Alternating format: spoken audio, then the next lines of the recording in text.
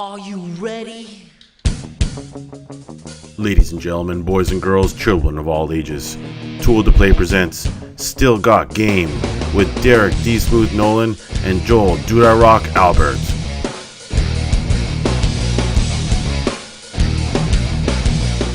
If you'd like to sponsor Still Got Game, email us at podcast@tooltoplay.com. Hey now, welcome back, ladies and gentlemen. Still Got Game, episode 296. Still Got Game's the official podcast of tooltoplay.com. I am, as always, Derek D. Smooth Nolan. And I am Joel Dude I Rock Albert. What is going on, Joel Dude I Rock Albert, my friend? We're 2 weeks in a row. We haven't done this in a while. It's amazing. It's like we're professional again. Who knew?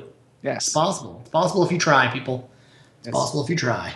You look like you're in a different location than the last 7 shows. Yeah, so I'm getting settled in. It's very, I've noticed it's very yellow in this room because I have whatever kind of lighting that is where it's like that. It's not, I need like fluorescence or something. You have incandescent lighting? Incandescent, I believe, yeah.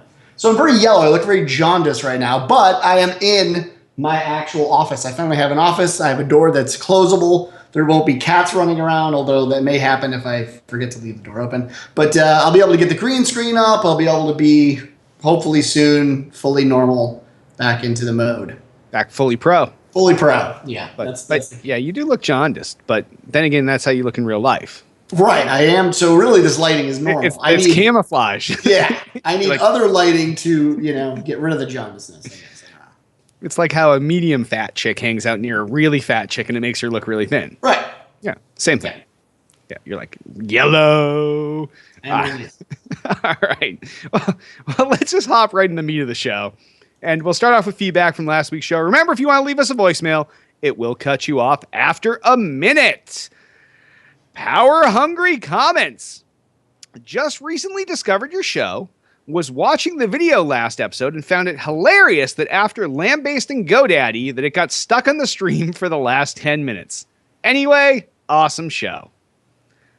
Well, as you heard from the beginning of this show, we didn't say it was sponsored by GoDaddy. We said we're looking for sponsors. So fuck them. Fuck them for good. That was their swan song. We gave them it was like a handy on the way out the door. We were like, there you go. Just here's 45 minutes of free displayed ad. Now we're done. Yep. Yeah, fuck that. So we've broken those chains. But yes, it was ironic, and we still feel like Hit did something or was paid off on the side because it was way too coincidental. Yeah, everything was working fine, but that one thing. Like, nothing else was broken. He's like, no, really, I'm pushing buttons and nothing's happening. This is part of the problem when you're doing a show and your producer is getting more and more and more baked the entire time. And then by the end of the show, he is like almost non-functional. He's like, I don't know what's going on now. See, I think that's all a ploy. I think in the background, he's sitting there like counting money like, no, I don't know what's going on with GoDaddy. I mean, it's I'm really high, strange. guys. I'm really high. I don't even know. Sorry. By the way, I got 2 new Xboxes and a pretty sick PS4 collection. Good to go. I don't know where the money came from. I'm good to go now, though. I'm good to go. Everything is suspect. Yeah, from the ganj to the payouts, the payola. But yes, thank you, Power Hungry, and hopefully that will never happen again. All right, Courtney comments. Your episodes keep getting better and better. Thanks for doing the show. That's what I like to hear. I like the to the point fandom that comes out sometimes, where it's just like, glad you're doing it, super happy you're doing it. That's it. Yeah, you really can't cut any more clean than that. It's good shit. Yes. Well, we've seen it cut more clean than that, but the English was choppy. So this is about as clean as you can cut it and still have full sentences. Right. You good, happy, meek me, fun times is usually show. Yes. Right. Yeah. So thank you, Courtney, and we try to keep it kicking ass every week after week after week. Sometimes multiple in a row, and I think we're going to be on that streak now for the time being, probably until the holiday season when shit will get fucked up by something around Christmas. Yeah, like we're okay for Thanksgiving. We'll be back, and I think we'll be good for a decent chunk of time, hopefully.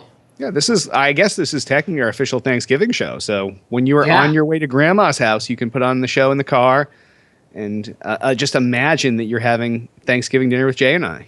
And I know that's what you want, so it's good. Yeah. Who would you rather have it with? Us, the Still Got Game crew, or a bunch of like old people with blue hair that smell bad? They smell like nursing home and formaldehyde.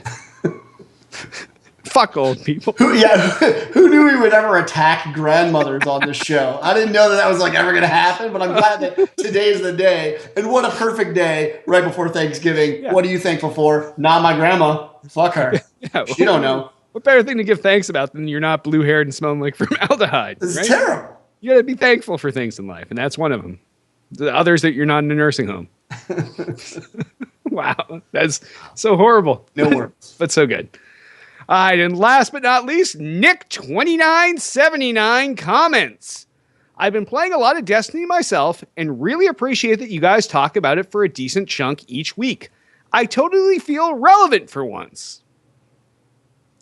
Well, I'm sure you're probably relevant in some other way, Nick2979, but if we can just give you a little feeling of relevance once a week, then that's all good. Yeah, that makes me happy. But I feel like he shouldn't. Don't get so down on yourself. You're a relevant person. Yeah, you're always relevant. That's like my motivational thing right now. Yeah, even when you're talking about hand masturbating cats for science, like somebody, it's relevant to someone. Someone has been looking for like documentation on that, and you're at the forefront of that field. Yeah, and you should be proud of that. Yeah, cats, when they artificially inseminate, they can't just like get that sperm some other way. Somebody's got to fucking jerk it off, and it might as well be you, Nick2979. What's great is that we had a fan and then we lost the fan right away.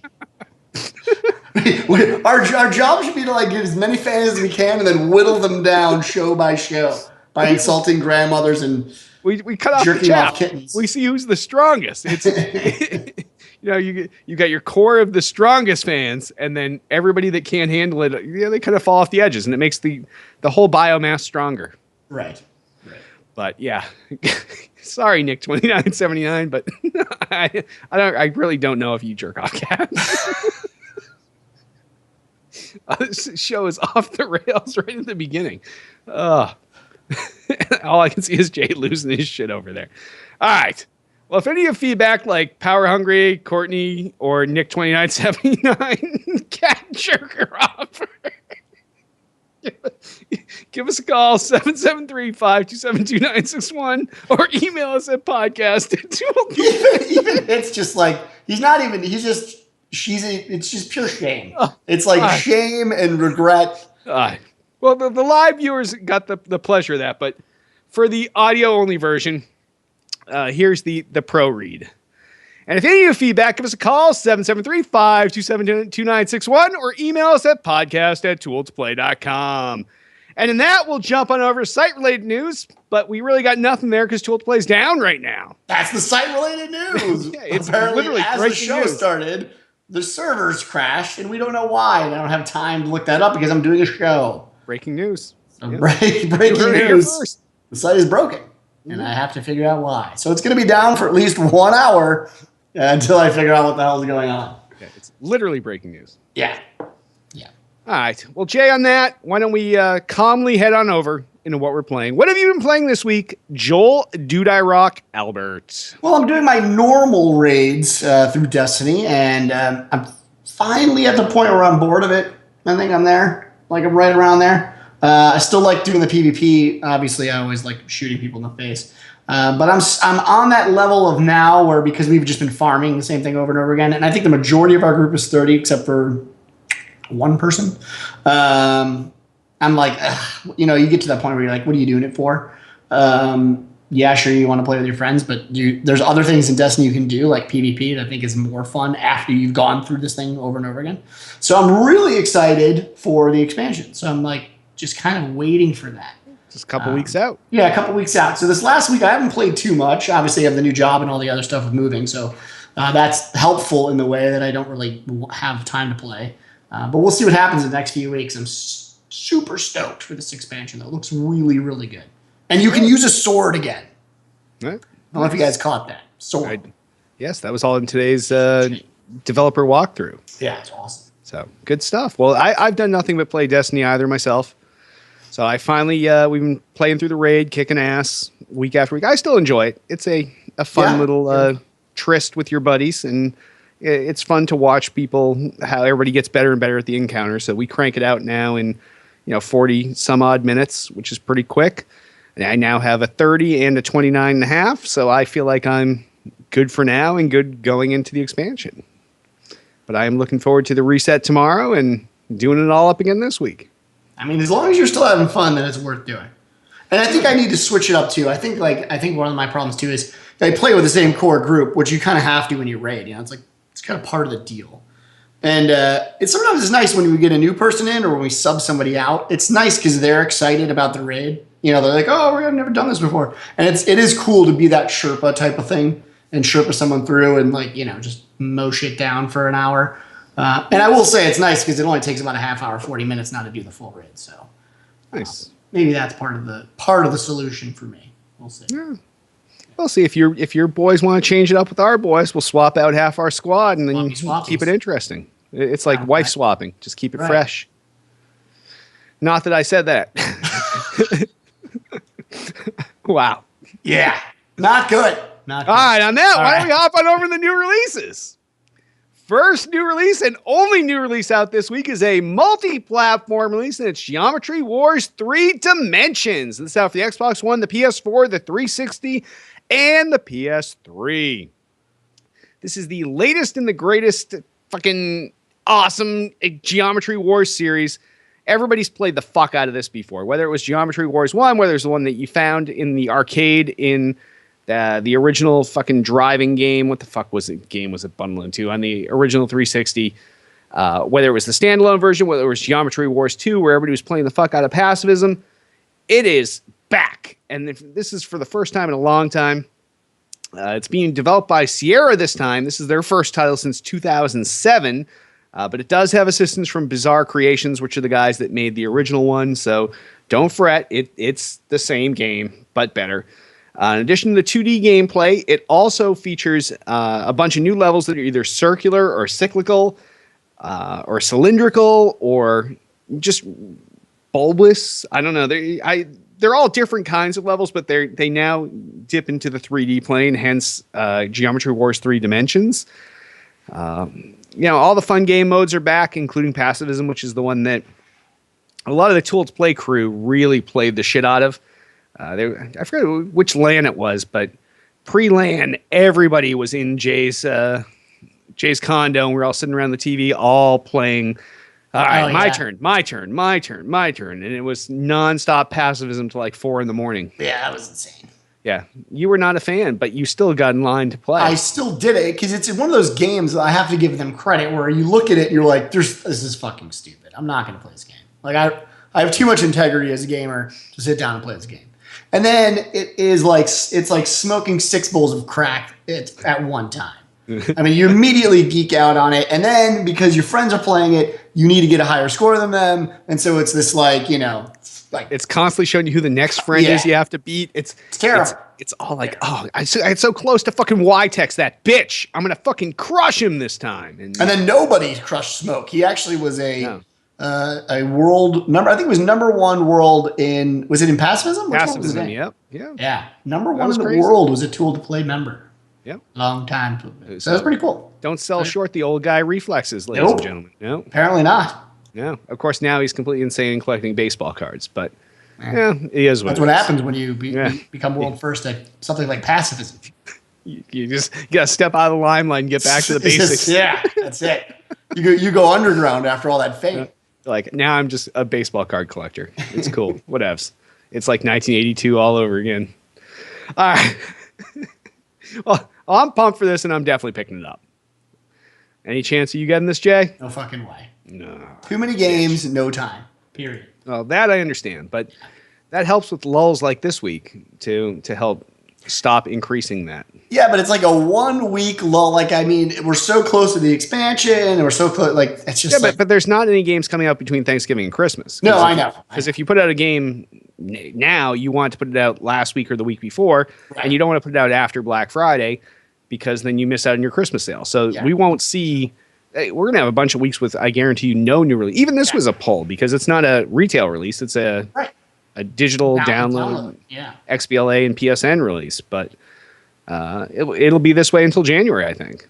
At least, maybe February. I'm fine. Like I said, I'm fine with it. I mean, I have like backup games that I'm gonna eventually buy and play those. So Yep. I'm okay with the lull. I need it. I need the lull. This is catch-up time. It is. Nice. All right, Jay. Well, on that, why don't we hop on over into gaming news? First story! First story. The Alienware Alpha has come for your money. Earthlings, be prepared to spend your money on something you probably don't need to spend your money on. Alienware and parent company Dell have made good on the promise to release a console-sized, TV-oriented PC by year's end with Alienware Alpha. And yes, that's the name of it. A not-quite Steam machine that runs on Windows 8.1, comes with an Xbox 360 controller as opposed to the Steam OS, and utilizing a Steam controller the way a true Steam machine does. For $550, you can order a base model, which comes with an NVIDIA GeForce GTX 860M graphics card. I'm assuming M is for mobile. Intel i3 processor. That's pretty shitty. 4 gigs of RAM. What is this, the 90s? And 500 gigs of hard drive space. For $700, you can double up that RAM and storage capacity to 8 gigs and 1 terabyte, respectively.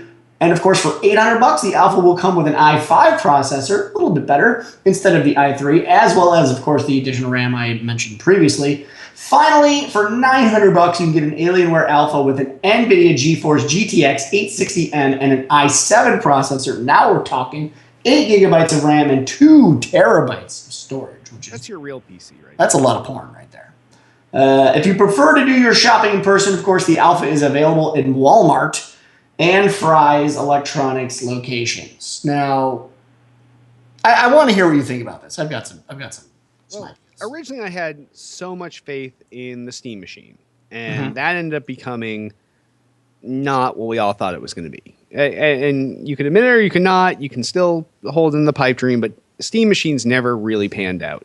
And half it had to do with the controller, half of it had to do with that it was limited to that Steam OS.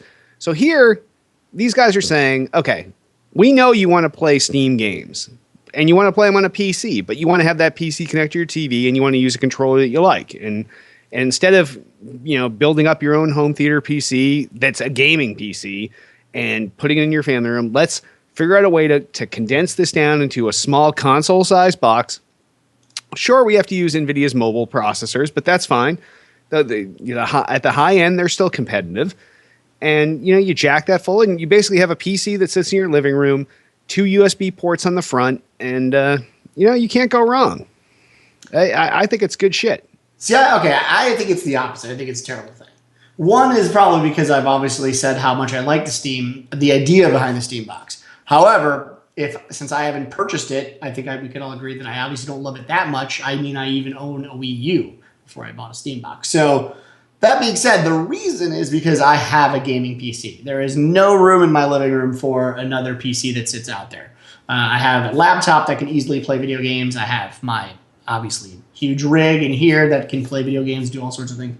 So my only problem with this is really that it's more, and this is the issue with probably all gaming systems that are on the PC, it's more and more of a diversion. And so we don't have like this unified OS or this unified system that we can all buy and say, oh, you own the same system as I do, we can play the same type of games. And it's that parity that makes, the console system so lucrative and makes people like trust in them and say, okay, I know if I buy this Xbox, you're going to have the same basic Xbox. Yeah, and the idea behind no competitive advantage. And the idea behind Steambox was it was as close as you could get to that, I think.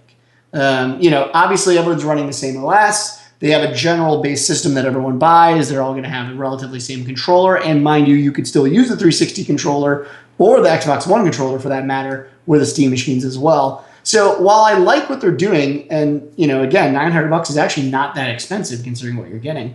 A lot of this comes down to the fact that if I can do all this, and it's really just a Windows 8 machine, then why wouldn't I just spend $800 or $900 to build a better version without all the upsell and branding that I'm paying for out of the box? I mean, I can build a $900 gaming rig and get all the stuff they're talking about with probably a better graphics card or processor.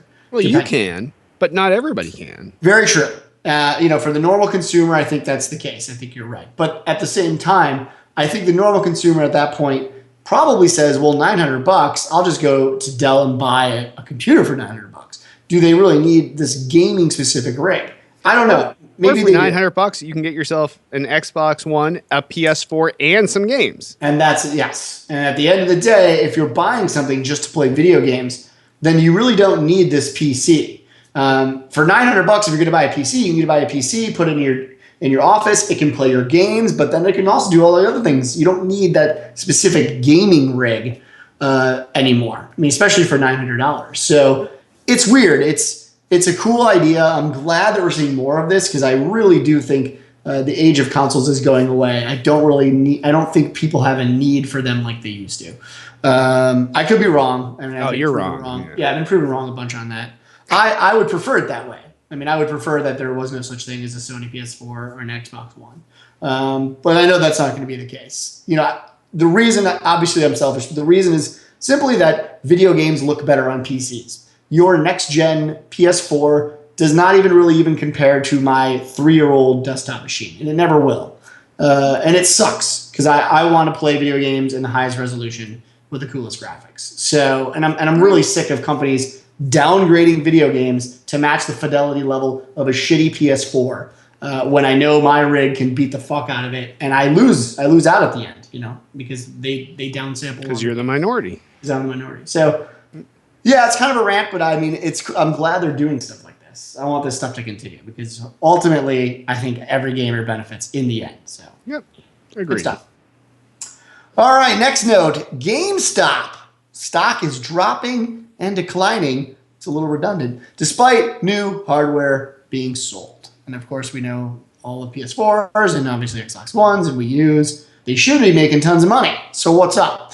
GameStop's third quarter financial results show global sales are down for the quarter, which ended November 1st, 2014, totaling $2.09 billion compared to the $2.11 billion over the same period last year. Net income fell to $56.4 million as compared to the $68.6 million during the third quarter last year. Despite this overall decline, the company says that sales of new hardware rose 147%.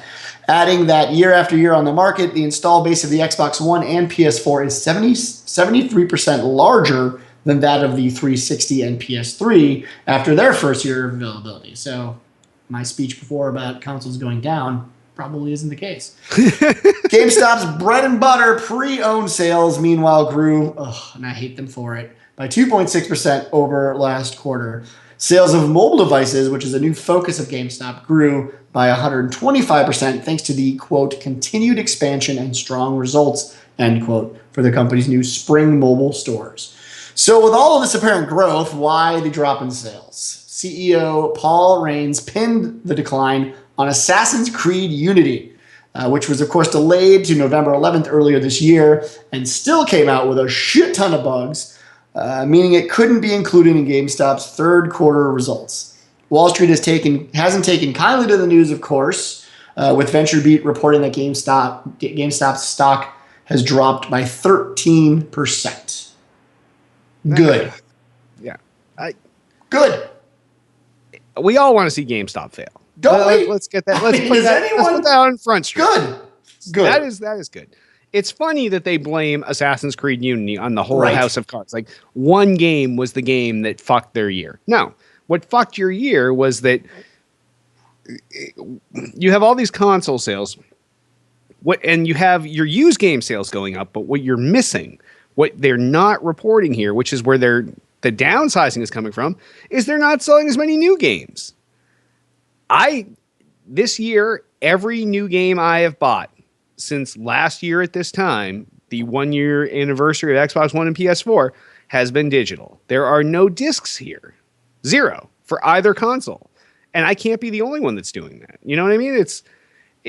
That's where the loss comes from. So you can make up for it by increasing your used game sales a little bit. So you can make up for it by creating this new mobile division. And even you needed Assassin's Creed Unity, which you're not even sure that would have fixed it, because who knows how many people bought that digital. But I don't know. I think that is really the writing on the wall here. And it's something that GameStop wouldn't say in their call. They wouldn't be like, oh, we're fucked because of digital downloads. But, we have no future.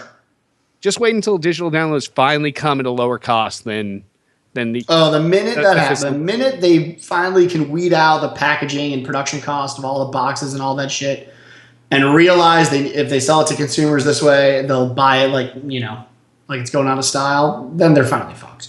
And that's all it takes. It takes like a $5 reduction or a $10 reduction, and then you say to yourself, "Wait, I pay $10 less to not leave my house and get it faster, or I pay $10 more to go outside in the Chicago shitty weather, stand in a line at midnight, and hope I get my copy." I mean, it's a no-brainer. So yeah, and of course the downside of this world, and this doesn't relate to me or Derek, but the downside of this world when we go full digital is obviously that resales themselves go down. There's no such thing as resales anymore. The license is tied to you.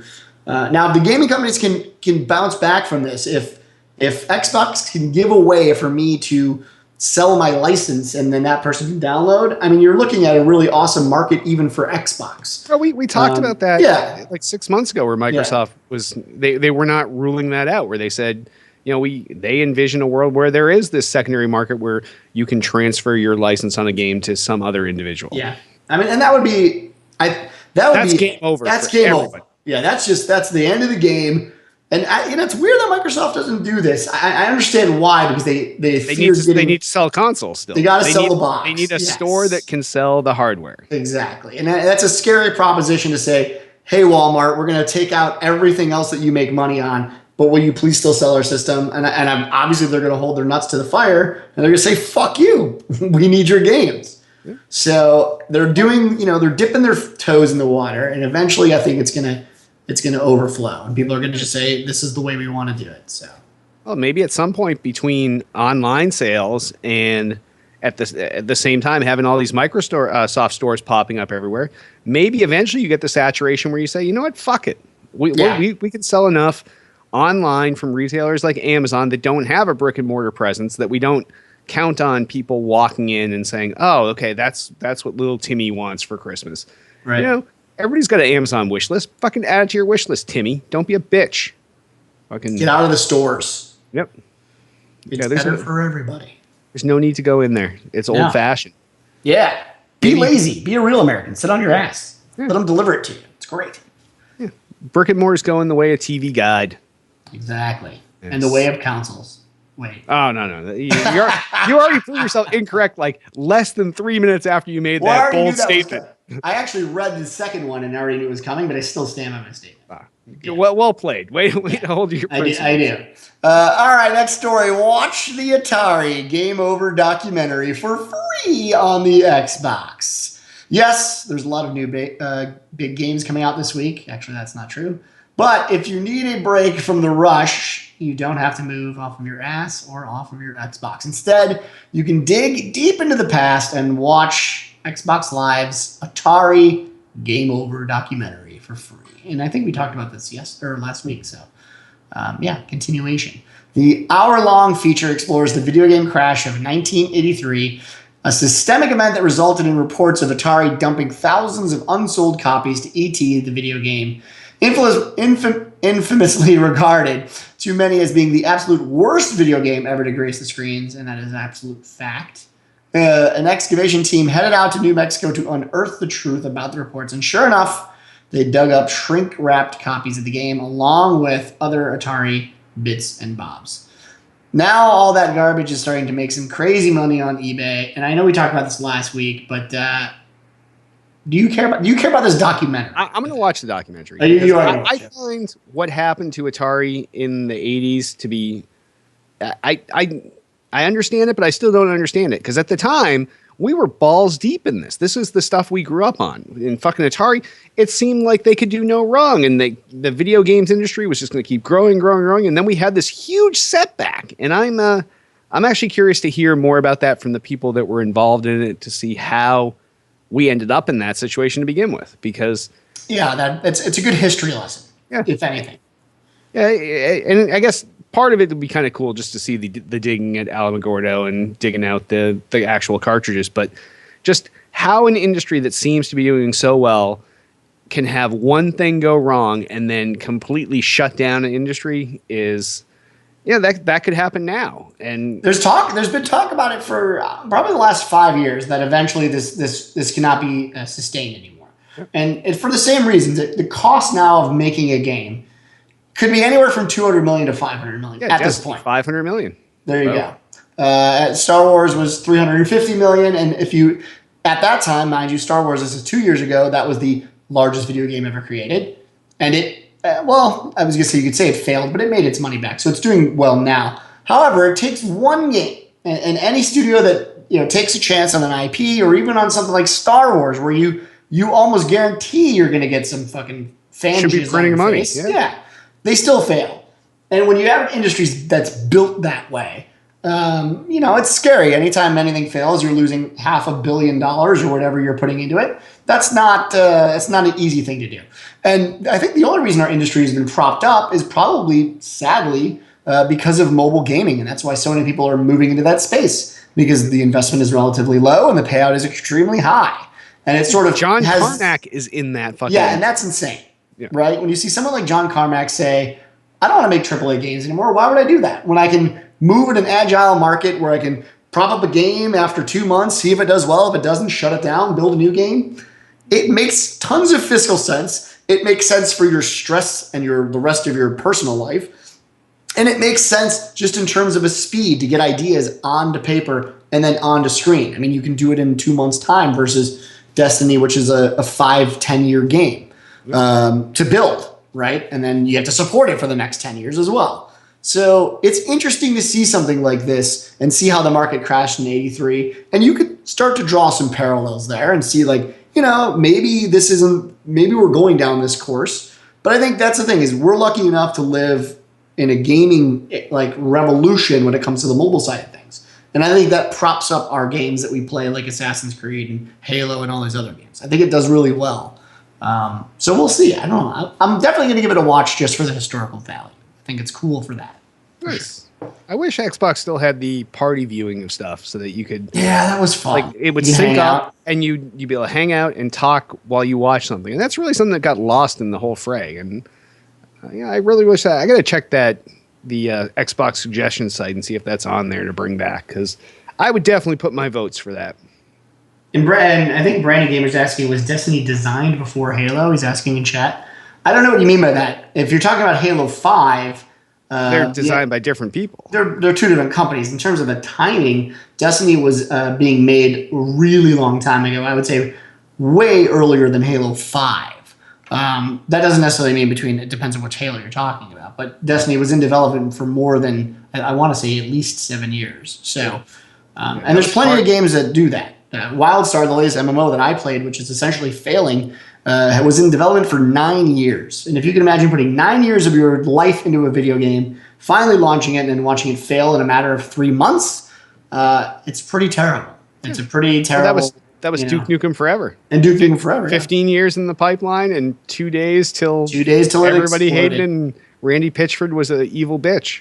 Yeah. Although we like Randy, but that's what totally. Yeah. All right. All right, next story. You lose actual blood every time you're shot with this controller. This is pure stupidity, by the way, so enjoy.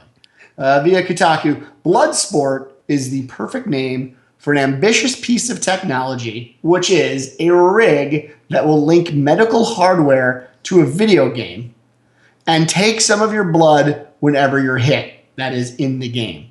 And of course, it's all for a good cause. Despite hospitals and emergency services the world over needing fresh blood every day for transfusions, there are never enough people that are willing to donate that stuff.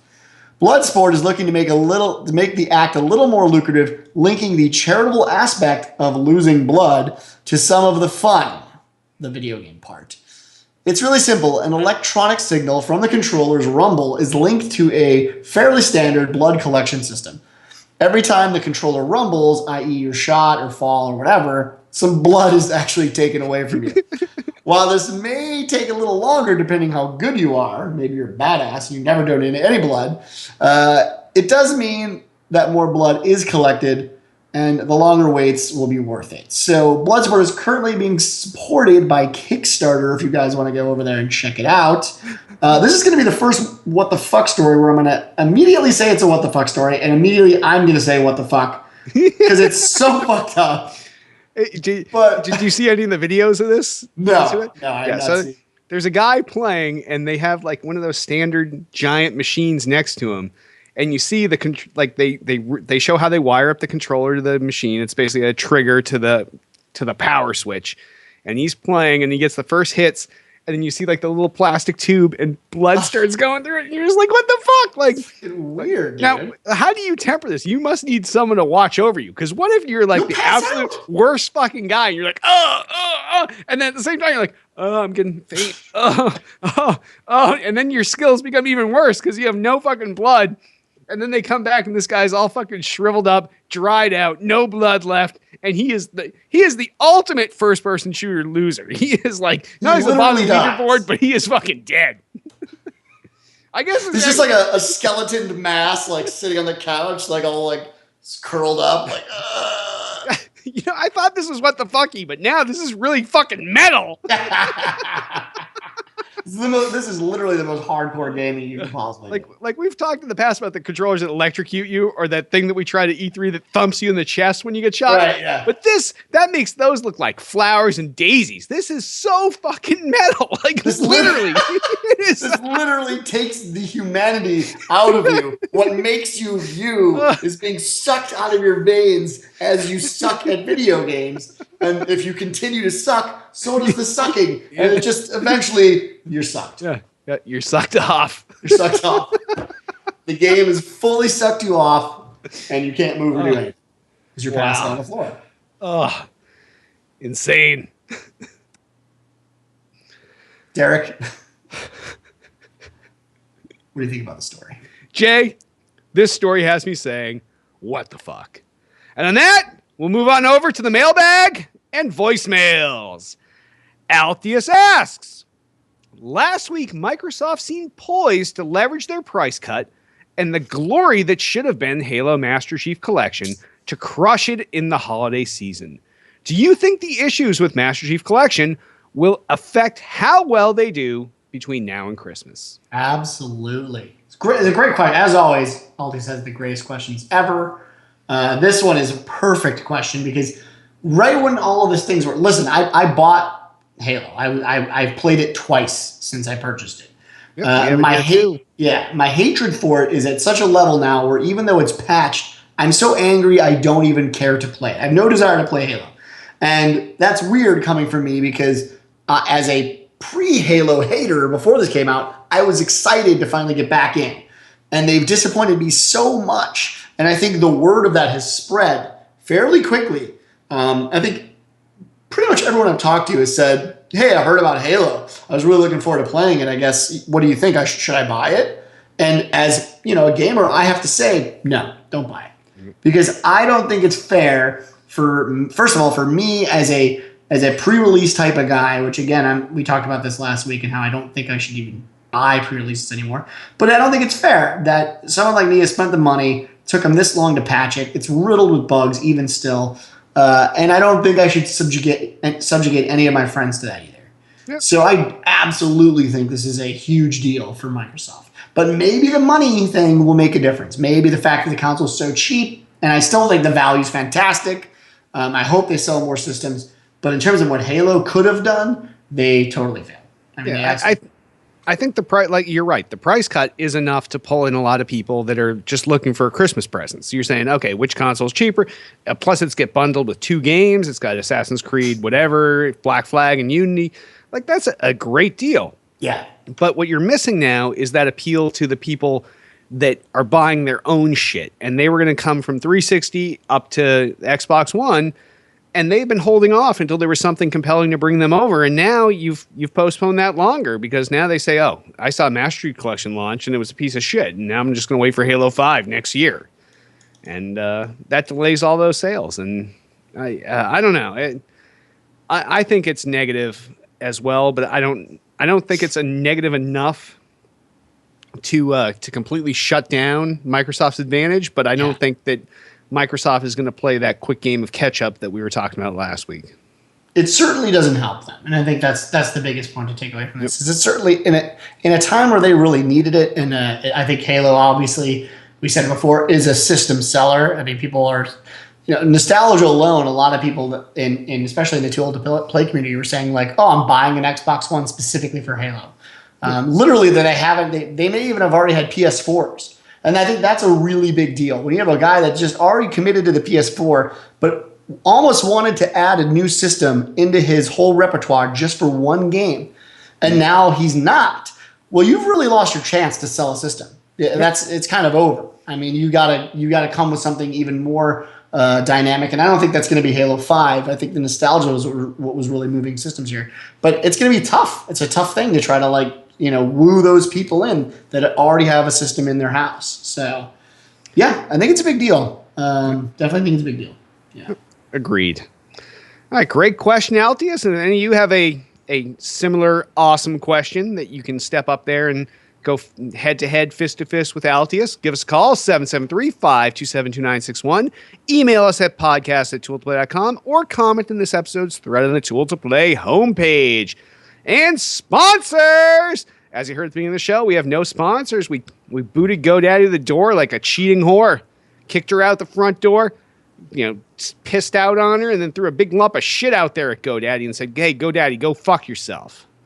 Fuck them. So we are looking. Oh, Hit is saying that is a little potent. Hit is not liking our hatred for GoDaddy. I'm not. It's probably because he's getting kickbacks. Well, he was getting paid. Clearly, we know that. He is literally giving me the cut it out symbol. Like he probably told his GoDaddy overlords, like, wait till the last 10 minutes of the show. I'm going to fucking throw that shit up there. And then all of a sudden the show started and there's no GoDaddy sponsorship. And Hit was like, oh my God, what am I going to do now? Well, at least we'll just coast through. And then we get to this point and I'm talking about kicking GoDaddy out and shitting and pissing on him. And Hit is losing it because he's like, oh my God, where's my sweet, sweet extra console money going to come from? Where's my fucking ganj money going to come from? How am I going to buy 8 new vapes this year? Yeah. Sorry, there's nothing I can do for you, bro. Like, you can't always be sucking on GoDaddy's tit. And we had to cut them because they are little assholes. Can I just say, you putting the ad up during that is the funniest fucking thing I think I've ever seen in my entire life. I commend you. I think you are a genius. I will never doubt your skills ever again. Hit is he's cut in GoDaddy's cloth. Yes, that's the thing, is he doesn't care. You could say that they suck, but he's still going to run the ad because that's how he gets paid, and he controls the ad. So we're all fucked. That's all I'm saying. He's getting paid regardless. Oh shit, that's how Hit rolls. But we are looking for new sponsors, and if any of you want to sponsor us, 773-527-2961, podcast@tooltoplay.com. Tell us what you want to sell. We'll tell you what you're going to pay us. We'll sell it. You pay us. Boom, done.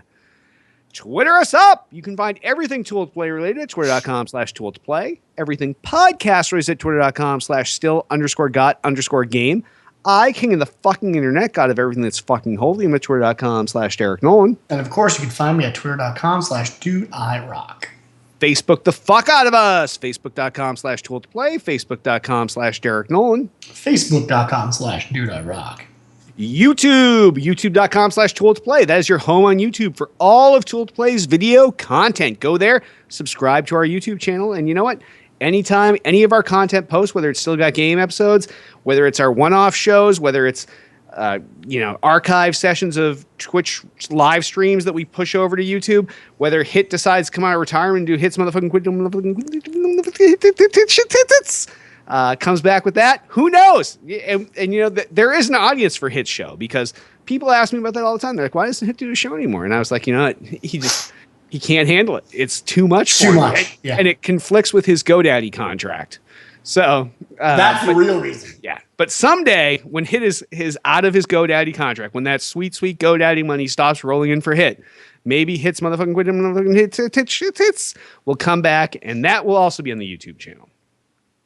Also, we have an app. It's on the App Store, the legit iTunes App Store, probably on some fake Android App Store somewhere, some communist bullshit.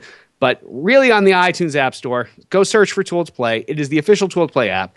It is your place to get to all of Tool to Play's content whether it's news content or our video content, and it gets pushed right to you on your device. You don't even need to worry about anything else. You're like, oh my God, Tool Play's got new shit. I love it here. Now, granted, right now, if I was going to rate the app on a scale of 1 to 100, I give it like a 32. And that seems low. But that's just where we started. Nobody starts at 100. Like when you start a race, you start at 0 and you go up to 100. Jay is looking really mortified that I've rated his work this way.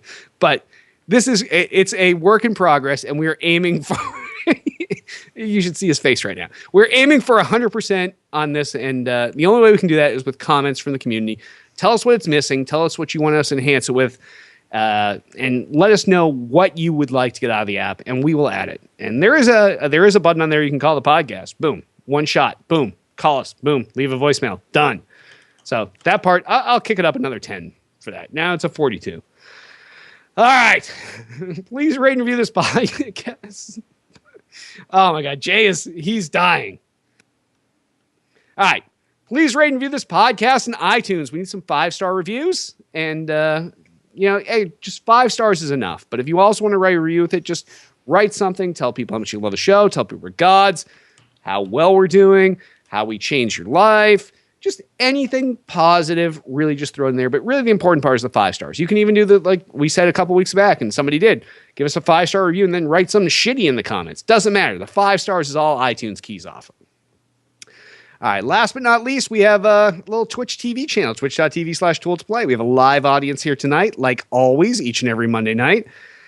We have a ability to follow our Twitch TV stream, and you'll be notified when we go live. But there's also an option to subscribe. There's a little button down low. For those of you watching the video, I'm pointing down somewhere over here. The button's somewhere. And when you do that, that is the most direct way to show your support for us here. Basically, that is you directly contributing to the people that provide the entertainment to you. And we have a bunch of people that are on there now, but we could always use more. And really, it would help us out tremendously, because the show is not free. There is a lot of hosting costs over and above the Tool to Play hosting that get paid every month to get this out to everybody in audio format and video format, everything else. So please, if you like the show and you're looking for a way to kick back and you don't know how to do it, that subscribe button is the easiest way to give something back to us. And we are live on Twitch TV each and every Monday night, 9 p.m. Eastern, 6 p.m. Pacific, twitch.tv/tooltoplay. And I guess on that, Jay, why don't we wrap this episode up? I am Derek D. Smooth Nolan. And I am Joel Dude I Rock Albert. Happy Thanksgiving. Gobble, gobble, gobble, gobble, gobble.